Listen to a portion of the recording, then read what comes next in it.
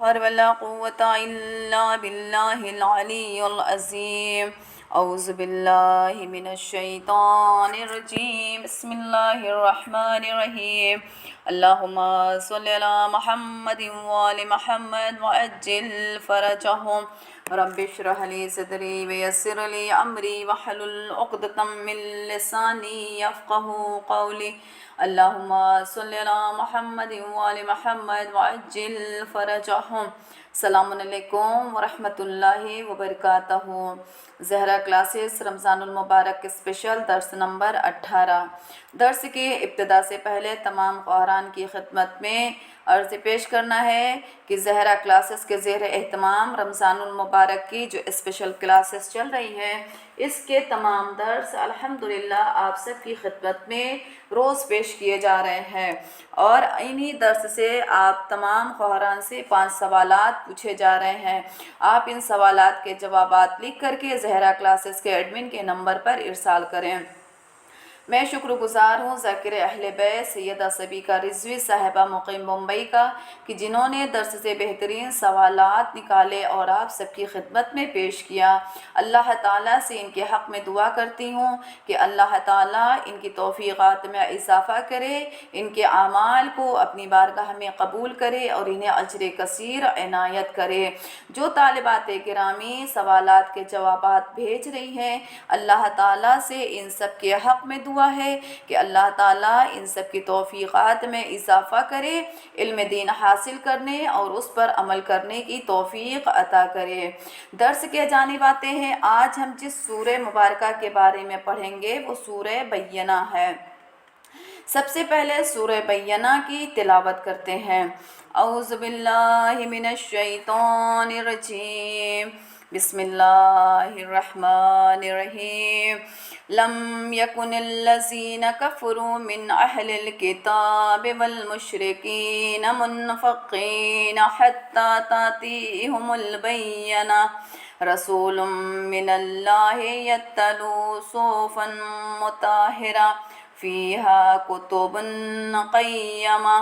وما تفرق الذين أوتوا الكتاب إلا من بعد ما جاءهم البينة.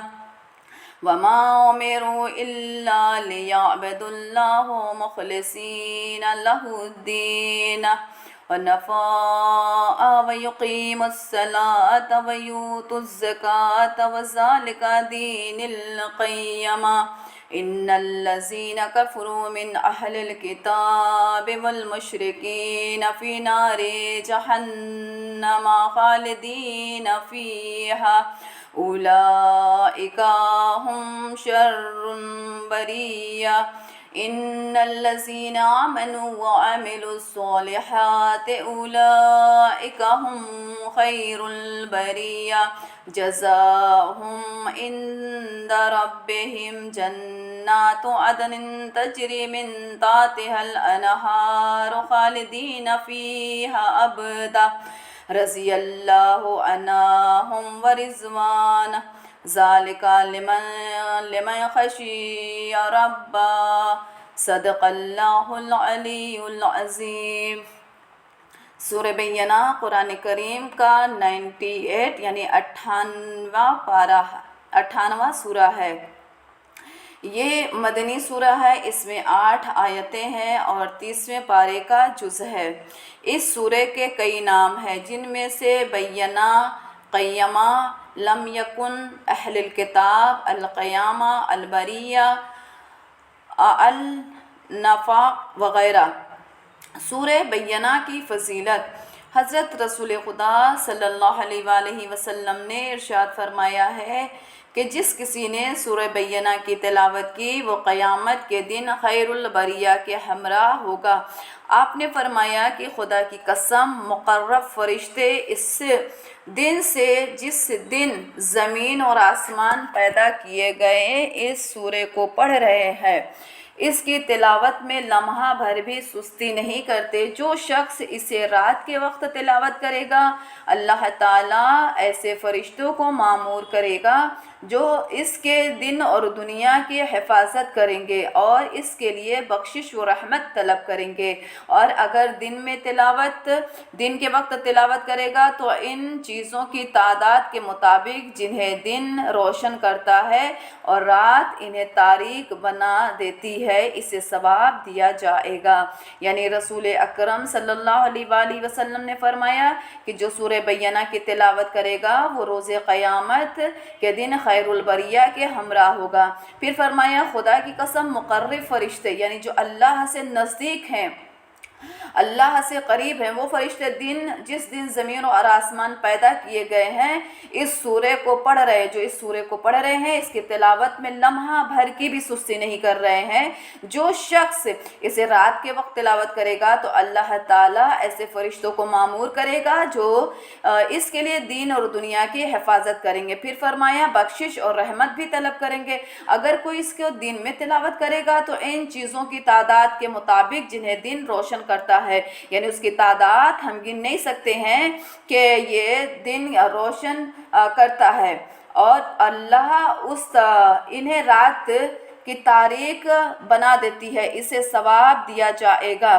یعنی اس کی تعداد کے مطابق جنہیں دن روشن کرتا ہے رات انہیں تاریک بنا دیتی ہے، اسے ثواب دیا جائے گا۔ حضرت امام محمد باقر علیہ السلام نے ارشاد فرمایا ہے کہ جو شخص سورہ بینہ کی تلاوت کرے گا وہ شرک سے بری قرار پائے گا اور اسے پیغمبر اسلام صلی اللہ علیہ وآلہ وسلم کے دین میں داخل کیا جائے گا۔ اللہ تعالیٰ اسے مومن محشور کرے گا اور اس کا حساب آسانی کے ساتھ لیا جائے گا۔ یعنی پانچویں امام بیان فرماتے ہیں کہ اگر کوئی شخص سورہ بینہ کی تلاوت کرے گا تو پہلی فضیلت کیا ہے کہ وہ شرک سے بری ہو جائے گا اور اسے پیغمبر اکرم صلی اللہ علیہ وآلہ وسلم کے اسلام میں داخل کیا جائے گا اور اللہ تعالیٰ اسے مومن محشور کرے گا اور اس کا حساب آسانی کے ساتھ لیا جائے گا۔ حضرت امام جعفر صادق علیہ السلام نے ارشاد فرمایا ہے کہ اگر کوئی حاملہ عورت اس سورے کا پانی پیے تو اس کا حمل محفوظ ہوگا اور اس پر وضع حمل آسان ہوگا اور اسے لکھ کر اپنے پاس رکھنا تمام دردوں کے لیے مفید ہے۔ یعنی صادق آل محمد نے فرمایا کہ وہ عورت جن کو مسکریج ہو جاتا ہے، پریگننسی رکتی نہیں ہے، ان کے لیے مجرب ہے کہ وہ خواتین اس سورے کو پانی پر دم کر کے پئیں تو اللہ تعالیٰ ان کے حمل کو محفوظ کرے گا، یعنی ان کا حمل محفوظ رہے گا اور وضع حمل یعنی ڈیلیوری آسانی کے ساتھ ہوگی اور اسے لکھ کر اپنے پاس رکھنا تمام دردوں کے لیے مفید ہے۔ سورہ بینہ کا ترجمہ۔ بسم اللہ الرحمن الرحیم۔ شروع اللہ کے نام سے جو بڑا مہربان اور زیادہ رحم کرنے والا ہے۔ لم یکن الذین کفروا من اہل الکتاب والمشرکین منفقین حتی تأتیہم البینہ۔ اہل کتاب کے کفار اور دیگر مشرکین اپنے کفر سے الگ ہونے والے نہیں تھے جب تک کہ ان کے پاس کوئی کھلی دلیل نہ آ جاتی۔ رسول من اللہ یتلو صحفا مطہرہ، اللہ کی طرف کا نمائندہ جو پاکیزہ صحیفوں کی تلاوت کرے، فیہا کتب قیمہ، جن میں قیمتی اور مضبوط باتیں لکھی ہوئی ہیں۔ وما تفرق الذین اوتوا الکتاب الا من بعد ما جاءتهم البینہ، اور یہ اہل کتاب متفرق نہیں ہوں مگر اس وقت جب ان کے پاس کھلی ہوئی دلیل آ گئی۔ وما امروا الا لیعبدوا اللہ المخلصین لہ الدین حنفاء ویقیموا الصلاة ویؤتوا الزکاة وذلک دین القیمہ، اور انہیں صرف اس بات کا حکم دیا گیا تھا کہ خدا کی عبادت کرے اور اس کے لیے خالص رکھے اور نماز قائم کریں، زکوٰۃ ادا کریں، اور یہی سچا اور مستحکم دین ہے۔ ان الذین کفروا من اہل الکتاب والمشرکین فی النار جہنم خالدین فیہا اولئک ہم شر البریہ۔ بے شک اہل کتاب ہیں جن لوگوں نے کفر اختیار کیا ہے اور دیگر مشرکین سب جہنم میں ہمیشہ رہنے والے ہیں اور یہی بدترین خلائق ہے۔ ان الذین آمنوا وعملوا الصالحات اولئک هم خیر البریہ، اور بے شک جو لوگ ایمان لائے اور انہوں نے نیک اعمال کیے ہیں اور بہترین خلائق ہے۔ جزاؤہم عند ربہ جنات عدن تجری من تحتها الانہار خالدین فیہا ابدا رضی اللہ عنہ ورضوان ذالک لمن خشی ربہ۔ پروردگار کے یہاں ان کی جزا و باغات ہے جن کے نیچے نہریں جاری ہوں گی اور انہی میں ہمیشہ رہنے والے ہیں۔ خدا ان سے راضی ہے اور وہ خدا سے راضی ہیں، اور یہ سب اس لیے کہ جس کے دل میں خوف خدا ہو۔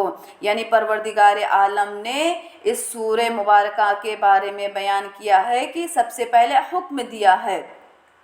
کس چیز کا حکم دے رہا ہے؟ کہ اہل کتاب کے کفار و دیگر مشرکین اپنے کفر سے الگ ہونے والے نہیں ہیں جب تک کہ ان کے پاس کھلی دلیل نہ آ جاتی۔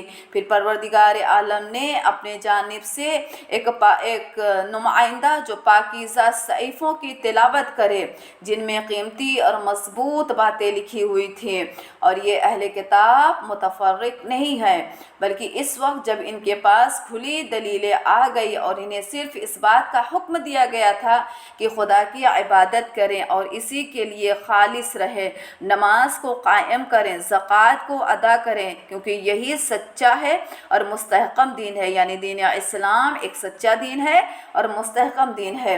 پھر خدا فرماتا ہے بے شک اہل کتاب میں جن لوگوں نے کفر اختیار کیا وہ دیگر مشرکین سب جہنم میں ہمیشہ رہنے والے ہیں اور یہی بدترین خلائق ہے۔ پھر فرمایا کہ بے شک جو لوگ ایمان لائے اور انہوں نے نیک اعمال کیا وہ بہترین خلائق ہیں۔ جس نے بدترین کام کیا، خدا نے کہا کہ یہ بدترین خلائق ہیں، یعنی مشرکین جہنم میں ہمیشہ رہیں گے، اور وہ لوگ جو ایمان لے آئے ہیں اور جنہوں نے نیک اعمال انجام دیا ہے وہ بہترین خلائق ہے۔ اور پھر پروردگار عالم کا یہاں ان کی جزا باغات ہے جن کے نیچے نہریں جاری ہوں گی اور انہی میں ہمیشہ رہنے والے ہیں۔ خدا ان سے راضی ہے اور وہ خدا سے راضی ہے، اور یہ سب اس لیے ہے کہ جس کے دل میں خوف خدا ہو، تو یہ نعمت ان سب کے لیے ہے۔ سب سے زیادہ ضروری جو ہے وہ یہ ہے کہ ہمیں اپنے دل میں خوف خدا رکھنی چاہیے، ہر نیکی کرتے وقت بھی اور ہر برائی کرتے وقت۔ اگر دل میں خوف خدا آ جائے تو یقیناً انسان اپنے قدم کو برائی کے جانب ہرگز نہیں بڑھائے گا اور نیکی کے جانب بڑی تیزی سے بڑھے گا اگر یقیناً خوف خدا دل میں آ جائے۔ ماہ رمضان المبارک کے 18ویں دن کا ثواب۔ حضرت رسول خدا صلی اللہ علیہ وآلہ وسلم نے فرمایا کہ ماہ رمضان المبارک جب 18واں دن ہوگا تو اللہ تعالی جبرائیل، میکائیل، اسرافیل اور عرش کے حاملین قربین کو امر فرمائے گا کہ آئندہ سال تک حضرت محمد مصطفیٰ صلی اللہ علیہ وآلہ وسلم کی امت کے لیے استغفار کرے اور قیامت کے دن جنگ بدر میں شامل افراد کا ثواب عنایت فرمائے گا۔ یعنی آج کا دن کتنا بابرکت دن ہے کہ رسول اکرم صلی اللہ علیہ وآلہ وسلم فرماتے ہیں کہ اللہ تعالیٰ جبرائیل، میکائیل، اسرافیل اور عرش کے حاملین اور قربین کو امر فرمائے گا کہ آئندہ سال تک حضرت رسول خدا صلی اللہ علیہ وآلہ وسلم کی امت کے لیے استغفار کرو اور قیامت کے دن جنگ بدر میں شامل افراد کا ثواب عنایت فرمائے گا۔ ماہ رمضان المبارک کے 18ویں دن کی دعا۔ اللہم صلی علی محمد وآل محمد وعجل فرجہم، اللہم نبحنی فیہ لبرکاتک السحار والنور فیہ قلبی بضیاء انوار وخذ بکل اعضاء الی اتباع آثار بالنور کا یا منور ورا قلوب العارفین وصلی اللہ علی محمد وآل محمد۔ اے اللہ آج کے دن مجھے سحر کی برکتوں کے لیے بیدار رکھنا اور میرے دل کو اس کے انوار سے منور کر دینا اور میرے تمام اعضاء کو اس ماہ کے احکام پر عمل کرنے کی طرف لگا دینا اپنے نور کے ذریعے اے عارفوں کے دلوں کو منور کرنے والے۔ آج ہم جو پروردگار عالم کی بارگاہ میں دعا کر رہے ہیں بڑی مجرب دعائیں ہیں کہ پروردگارہ مجھے سحر کی برکتوں کے لیے بیدار رکھنا۔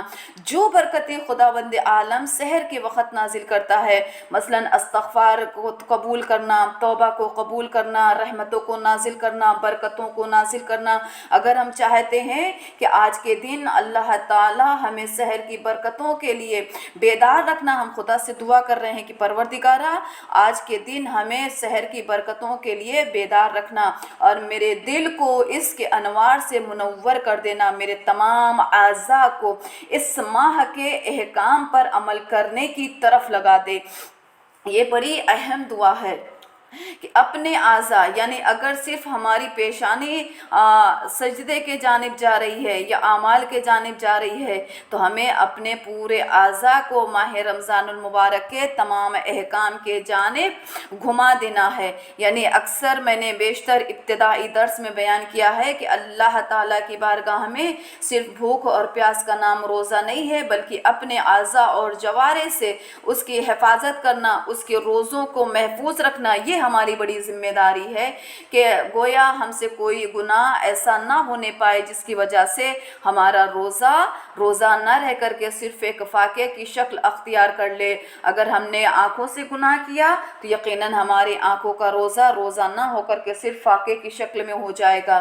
اس لیے ضروری ہے کہ جب ہم ماہ رمضان المبارک میں روزہ رکھیں تو اذان فجر سے نماز مغرب تک صرف اپنے آپ کو بھوک اور پیاس کی شدت میں نہ رکھیں، بلکہ اپنے اعضاء اور جوارح کو تمام گناہوں سے بچا کے رکھیں اور اس احکام کے جانب عمل کریں کہ جسے اللہ نے ماہ رمضان المبارک میں ہمیں انجام دینے کے لیے حکم دیا ہے، مثلا تلاوت قرآن کرنا، مستحبات کو انجام دینا، غریبوں کی مدد کرنا، مسکینوں کی مدد کرنا، یتیموں پر رحم کرنا، ہمسایوں کا خیال رکھنا، اہل و عیال کا خیال رکھنا، چھوٹوں سے محبت کرنا، بڑوں کا احترام کرنا، بڑوں کی عزت کرنا۔ اور یقیناً اگر ہم ان تمام باتوں کا خیال رکھتے ہوئے روزہ رکھیں گے تو یقیناً اللہ تعالیٰ کی بارگاہ میں ہمارا روزہ خداوند عالم کی بارگاہ میں قبول ہو جائے گا اور ہم دعا کریں گے، دعا کرتے ہیں کہ پروردگار عالم یقیناً آج کے دن ہم سب کے تمام اعمال کو تو اپنی بارگاہ میں قبول کر لے اور ہم سب کے تمام اعضاء کو اس ماہ کے احکام پر عمل کرنے کی توفیق عطا کر دے۔ اگر اب تک ہم غافل تھے تو خدایا ہم سب کو غفلت سے بیداری عطا کر دے تاکہ ہم سب غفلت سے بیدار ہو کر کے تیرے احکام پر عمل کر سکیں انشاءاللہ۔ ماہ رمضان المبارک کے روزوں کے احکام، آج ہم جس کے احکام پڑھیں گے ہے وہ مسافر کے روزوں کے احکام، مسئلہ نمبر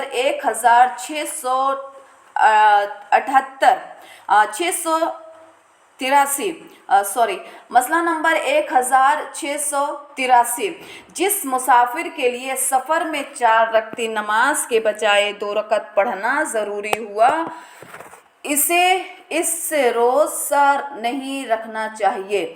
یعنی جس مسافر کے لیے سفر میں 4 رکعتی نماز کے بجائے 2 رکعت نماز پڑھنا ضروری ہو، اسے روزہ نہیں رکھنا چاہیے۔ لیکن وہ مسافر جو پوری نماز پڑھتا ہو، مثلاً وہ شخص جس کا پیشہ ہی سفر ہو یا جس کا سفر کسی ناجائز کام کے لیے ہو، ضروری ہے کہ سفر میں روزہ رکھے۔ یعنی ایک وہ مسافر کہ جس کی نماز 4 رکعتی کے بجائے 2 رکعت ہو رہی ہے تو اس کے لیے روزہ رکھنا ضروری نہیں ہے۔ لیکن وہ مسافر جو پوری نماز پڑھتا ہو، مثلاً جس کا پیشہ ہو، جو ڈرائیور ہو وغیرہ ہو، ان کے لیے روزہ پورا ہے، یہ روزہ رکھ سکتے ہیں۔ لیکن اگر کوئی ایسا سفر کر رہا ہو جو ناجائز کام کے لیے جا رہا ہو تو ضروری ہے کہ سفر میں روزہ رکھے۔ مسئلہ نمبر 1687۔ مسافر طلب حاجت کے لیے 3 دن مدینہ طیبہ میں مستحب روزہ رکھ سکتا ہے۔ ہاں، اور تو یہ ہے کہ وہ 3 دن بدھ، جمعرات اور جمعہ ہو۔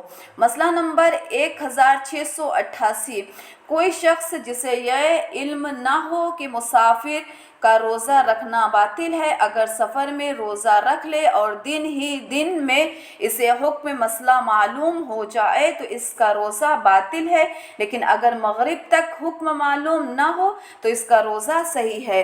یعنی اگر کوئی شخص جسے علم نہ ہو کہ مسافر کا روزہ رکھنا باطل ہے اور یہ سفر میں روزہ رکھ کر کے جا رہا ہے اور دن ہی دن میں پھر اسے حکم کے بارے میں معلوم ہو جائے کہ اگر 4 رکعتی نماز 2 رکعتی پڑھی جا رہی ہے تو روزہ نہیں رکھنا ہے، لیکن اگر یہ حکم اسے معلوم ہو جائے، مغرب سے پہلے اگر معلوم ہو جاتا ہے تو اس کا روزہ باطل ہے، لیکن اگر مغرب تک یہ حکم معلوم نہ ہو تو اس کا روزہ صحیح ہے۔ مسئلہ نمبر 1690، اگر روزہ دار ظہر کے بعد سفر کرے تو ضروری ہے احتیاط کی بنا پر اپنے روزے کو تمام کرے، اس صورت میں کہ اس کی قضا لازم نہیں ہے، اور اگر ظہر سے پہلے سفر کرے تو احتیاط واجب کی بنا پر اس دن روزہ نہیں رکھ سکتا، خصوصاً اگر رات سے ہی سفر کا ارادہ رکھتا ہو، لیکن ہر صورت میں حد ترخیص تک پہنچنے سے پہلے ایسا کوئی کام نہیں کرنا چاہیے جو روزے کو باطل کرتا ہو اور اس پر کفارہ واجب ہوگا۔